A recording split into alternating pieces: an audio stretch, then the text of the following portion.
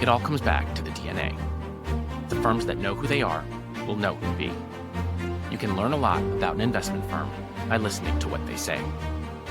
Alco's Mainstream's AGM Originals, The DNA, Capturing Culture, is dedicated to capturing the DNA of a firm by listening to what they say. The first season of The DNA stars EQT, a global investment firm started in Stockholm in 1994 that has over 270 billion euros in AUM. I sat down for conversations with 9 EQT executives in Stockholm this past summer at their annual investor meeting. Each executive came from different parts of the firm and different parts of the world. Each had fascinating backgrounds and stories about how they ended up in private markets and working to build EQT. But there was a single through line threaded throughout all the discussions: the consistency and frequency that each executive talked about the firm's mission, vision, culture, and values. Episode 3 of Season 1 of The DNA stars Lennart Blecher, Deputy Managing Partner and Chairperson of EQT Real Assets.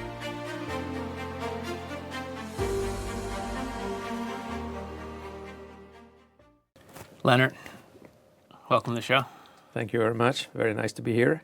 Well, no, thank you for having me here at EQT in Stockholm right before your AGM. Big week coming up, yeah? It's a very big week. It's a very important week for us. I'd love to get into everything that makes EQT EQT. I think to start, though, that begins particularly as it relates to the real asset business with your background.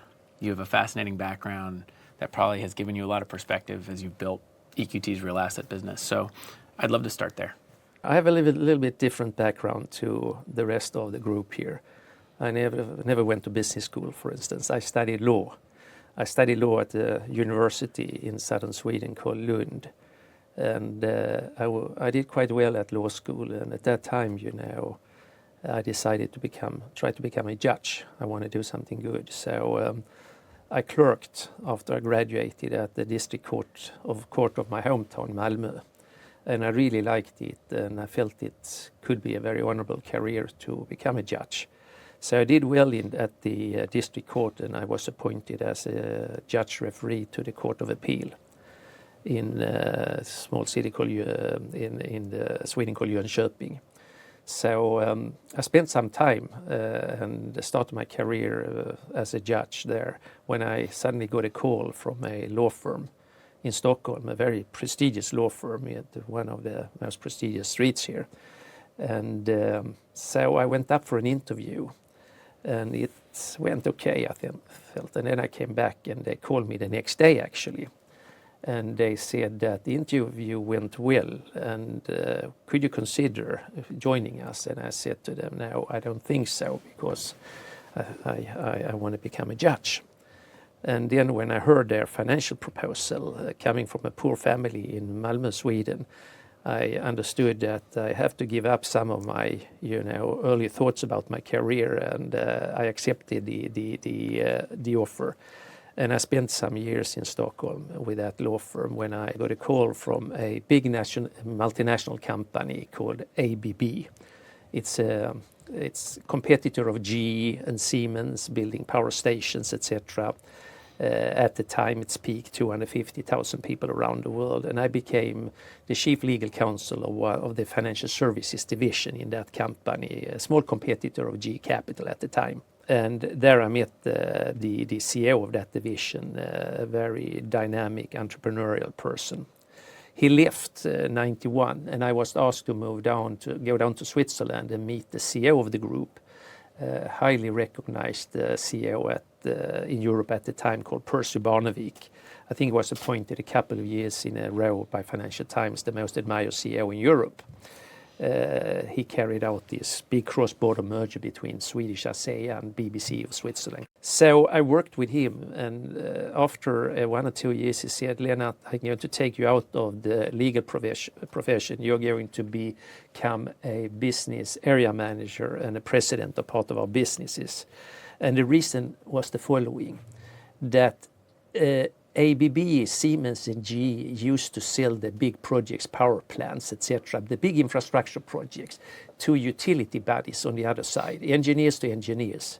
But suddenly in the mid of the 80s, Margaret Thatcher in UK came up with this white paper where she was going to privatize part of the infrastructure. So instead of selling a power plant, she wanted to buy megawatts instead. So we had to, build, own and operate that power plant ourselves, raise the debt and raise the equity. So that took total different skills out of the ABB organization, and I was asked to build that organization. So I actually started to build a private equity organization called ABB Structured Finance or ABB Energy Ventures. What happened then in the 90s was that some of the financial institutions started to discover the asset class infrastructure. Macquarie from Australia, etc. And they started to sell this to institutional investors. But it was very, very core infrastructure then. And they had, I think, the perception that it was a little bit like clipping coupons. But I never believed in that because I saw, by building, owning and operating these infrastructure projects, that you had to deal with people, you had to deal with a regulator, you had to deal with technologies, etc. 2007, Connie asked me if I want to come to EQT and start an infrastructure business at EQT. But I had a discussion with Connie around applying a private equity model in investing in infrastructure. And what also appealed to me was that behind EQT was the Wallenberg family and this industrial approach and heritage that came with that. Wallenberg had two companies in their portfolio, ABB and Ericsson, who had participated over 100 years to build the energy, the transportation and the communication infrastructure. So we had immediately access to a lot of senior, knowledge and relationships around the world. So I think, Connie got convinced about my story. So Connie asked me to come up to Stockholm and introduce my story to the rest of the partnership. So I came to Stockholm a day 2007 and I made a presentation to the then 15, 20 partners. And after 20 minutes of presentation, Connie asked me to leave. I was sitting outside a room outside Stockholm, and then after 20 minutes, Connie came out. I asked Connie, how did it go? And he said, it didn't went very well. They all voted no except me, so let's get it started. And that tells you a little bit about Connie's, entrepreneurship, etc. So I put together some of the people who used to work for me at GE and ABB, and we started a total new kind of a strategy, a value-add, operational focused infrastructure strategy based upon EQT governance model, etc., and EQT's toolbox. We raised $1 billion, we raised $2 billion, we raised $4 billion, we raised $9 billion, 15.7, and now $21 billion. And I think you can say we are the front runner today in the world when it comes to infrastructure investments. We are now I started EQT North America also, and against the advice of Connie. Connie wanted me to go to Asia. I said, no, we go to North America. Because there is a lot of infrastructure in North America that needs a little bit of not only capital but also good operational skills. So today we are one of the world's leading infrastructure investors. We have people on the ground in some 15 countries, 3 continents, Europe, North America and Asia Pacific. We have basically provided almost private equity-like returns, but in infrastructure, where you have you invest in companies that provides essential service to society in good and in bad times. People need water, connectivity, electricity, etc. That's what we are providing. We have today a team of around 135 investment professionals dedicated to 4 different sector teams. We are very, very sector focused. We do energy, environmental, transport, logistics, digital and social infrastructure. But around these sector teams, we have 600 of the world's most skilled and experienced senior managers, our industrial advisors.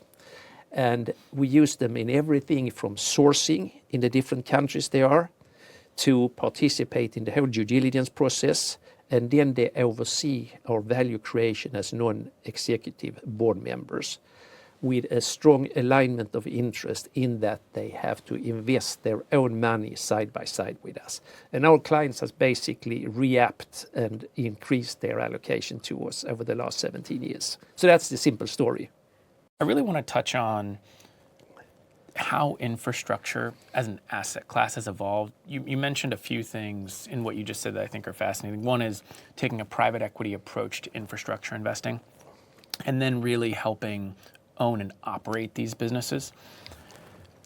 What was infrastructure investing like when you started? And what did you think needed to be different about it? Yeah, I think the field, since we started, has basically expanded so much that the world has decided that we need to implement. It's policies around decarbonization, electrification, digitalization of this world, and artificial intelligence now. Those policies has led to massive investment needs today, but the amount of capital we need, the trillions of capital to meet those needs, are mind-boggling. I think these trends are the biggest commercial investment opportunity since the beginning of industrialization. How does private capital intersect with governments and the regulation, as well as the capital that they're providing to help finance these projects? Yeah. My general philosophy after now 40 years in this business is that I think the government's task should mainly be to set up the policies and frameworks around the infrastructure.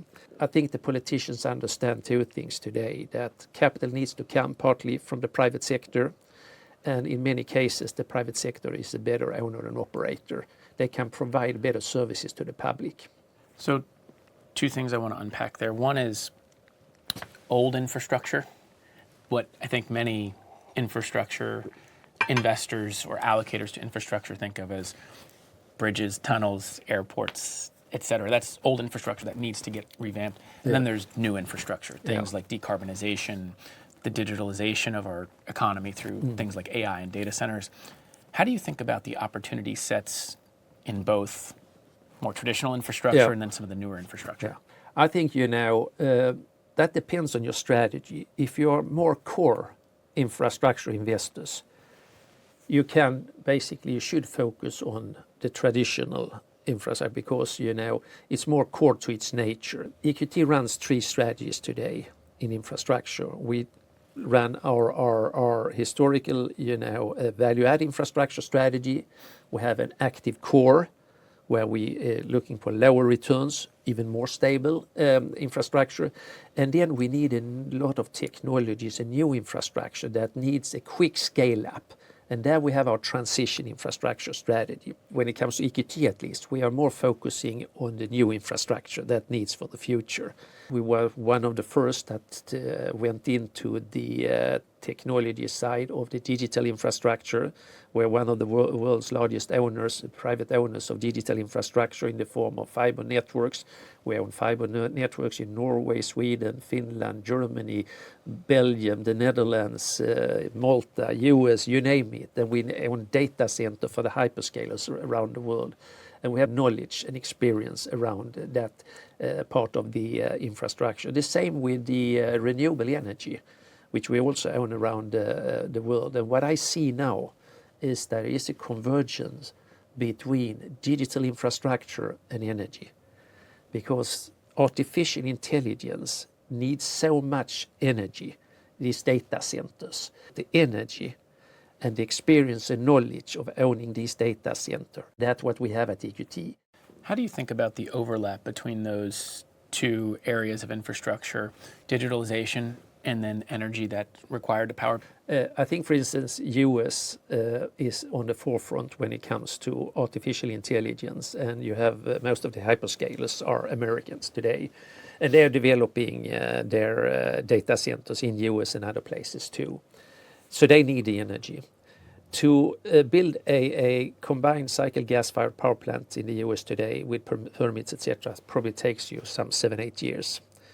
To build a nuclear power plant will take the same amount of time. So the only alternative you will have today is renewable in one or the other form. And then in addition to that, in the US, you have in certain states of the US a big issue with the grid system, access to the grid, very, very long waiting times. So renewables and decentralized renewables is continued to be part of the puzzle to provide and sort out the US energy system. And we are good at it. We are experienced in it. We own these large renewable companies in the US, in Europe, out in Asia Pacific. But we also own one of the world's fastest growing data center company, EdgeConnect, where we work with the large hyperscalers. So we have the capabilities to combine them. And I think that is very sought after today and very needed. Do companies understand that those two things are inextricably linked, and are they starting, as they build their business, are they starting to integrate those two concepts together? All the hyperscalers understands that, and they are looking for people like ourselves who don't only have the capabilities but also own already today those two capabilities. What does it mean to own and operate these businesses? You mentioned taking a private equity-like approach of an active ownership approach to building and managing these infrastructure assets. What does that actually mean? That means that, you talk about assets, but it's actually companies. So we own controlling interest in those companies, normally 100%. We provide that company with management teams. We provide it with a non-executive board consisting of our, industrial advisors. And we are working out a business plan together with the management and board. We provide the management with something we call FPP, Full Potential Plan concept. And then we oversee the execution of that full potential plan very, very rigorously. We are also large enough today, EQT, that we add functional expertise to the management. When it comes to digitalization, we have about 25 computer engineers at EQT, where we are parachuting them into the portfolio companies. When you talk about having this platform to be able to help build these companies across pretty much every both functional area as well as the financing required to build out these businesses, there's a lot of capital intensity that's part of that. What comes to my mind is the concept of scale. Yeah. How much does scale matter in infrastructure investing and owning and operating businesses in this space? So strong downside protection and to 80-90% inflation protection. When you are at the size of EQT today, you're only 4 or 5 competitors on a global basis. We seldom meet the competitors. You don't hear that in private equity. Private equity is so competitive. But the amount of capital needed for the things we just talked about, the decarbonization, the electrification, the digitalization of the world is so large, And when you think about EQT, then, who has been together with Wallenbergs in the US for 90 years, in Europe 100 years, in the Nordics 150 years, in Asia 90 years. We have built second to none relationships when we work together with the ABBs and Ericssons in those countries. And when you're selling services that are essential to society, credibility becomes important. You can't just fly in from New York and say to someone in Spain, in Madrid, hey, trust us. We have been there with ABB and Ericsson for the last 80, 90 years. We have built a relationship with the local municipalities, etc. So scale is important, as I said, but also credibility, is important to really scale. And we have all of that at EQT, and that is part of the secret sauce of EQT. I want to touch on that aspect of things because the Wallenberg's culture and heritage is so core to the EQT story at the start of the firm. Talk to me about how the Wallenberg heritage has influenced how you think about building businesses in the infrastructure space. Yeah. My history is very much around the Wallenbergs, as you know. I started when I was quite young, 87. And I think that industrial heritage, but also the values and the culture, in a private equity group or infrastructure group, We don't have any machinery. We don't have any IP rights. What do we have? We have capital and people, basically. When I'm out traveling around the world, meeting people at the EQT, I don't talk so much about performance, etc. And when we start something new somewhere in the world, we identify person or persons who should lead it. Then we bring that person back to one of our hubs in Europe. And we train them, basically, of course, in our operational model, our value creation toolbox, etc., but also around values. That's our differentiator. We have two differentiators, EQT, compared to our competitors. One is the heritage, the Wallenberg heritage. We're coming out of 150 years of industrial tradition with the Wallenberg family and their companies. And our sister companies around the world are some of the world's, most prestigious and best industrial companies. Atlas Copco, Ericsson, ABB, you name it. Tell me any other private equity group who can come up with that kind of sister companies. Well, from that perspective, it's probably given you the perspective of a long-term view, right? Infrastructure investing, it takes time. You have to be patient. Yeah. When you think about culture and you think about evaluating whether somebody is a good fit for both the EQT culture and for infrastructure investing, what do you look for? Because infrastructure investing, you're not going to build something overnight. No. I'm looking for people who is not only coming here for money. I'm looking for people who are willing to take a long-term perspective or build something that they over time can be proud of. And I don't interview, when it comes at my level, for skills, etc. I interview for attitude and values. How do people end up appreciating infrastructure assets?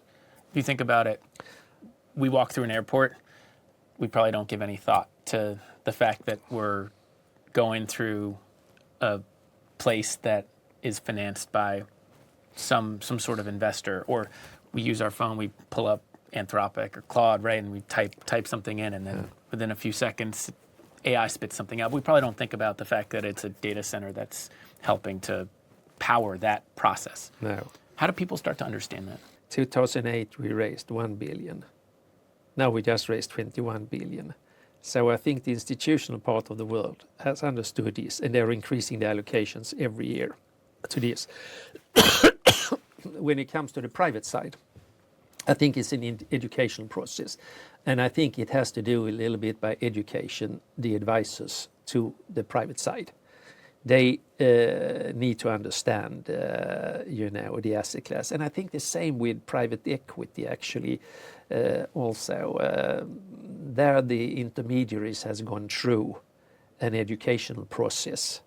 And we're just starting that when it comes to infrastructure. So you touch on the growth of EQT's infrastructure business, raising $21 billion from $1 billion. Euros. Sorry, euros. There's a big difference today. Yes, there is, and a bigger difference. When you think about the size and scale of the opportunity you're going after, you mentioned that there's such a need for capital. On the other hand, though, who becomes the next buyer of all these assets? That's a very good question. I think, we will see a lot of longer hold strategies for the infrastructure. I think that when we have done the hard work at the EQT, building them, de-risk them, take a fiber optic company, for instance. We roll out, we do the fiber optics. It's a tough, hard work to do that with connection and everything. But once it's done, it starts showing, and you connected the users, it starts showing off a lot of cash flow. Then I think, the institutions should be the long-term owners of it. We can continue to be the operator if you want that. But the institutions around the world should be the long-term owners. Why shouldn't it? It gives them a nice cash yield and it increases in value.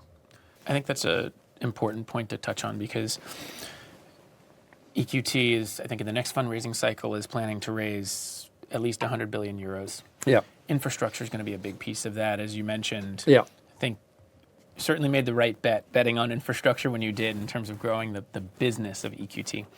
What's the size and scale of the capacity that you think you can handle on the infrastructure investing side? and deploy in a way that meets the needs of investors, but also fills the demand to finance a lot of the infrastructure companies and assets that require to do so? The need.